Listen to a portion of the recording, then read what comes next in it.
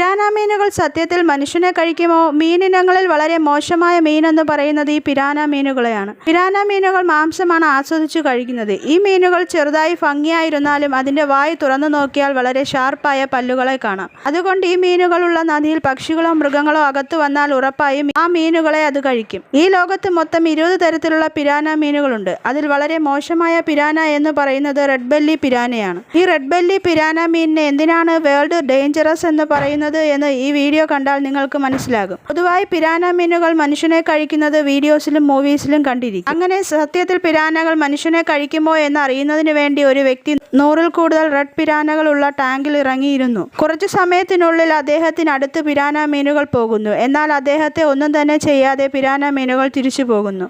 ഇദ്ദേഹം വെള്ളത്തിൽ നിന്നും പുറത്തു വന്നതിന് ശേഷം കുറച്ച് ബ്ലഡ് എടുത്ത് വെള്ളത്തിൽ ഒഴിക്കുന്നു. ഒഴിച്ച ഉടനെ അതിന് അടുത്ത് ഈ മീനുകൾ വരുന്നു.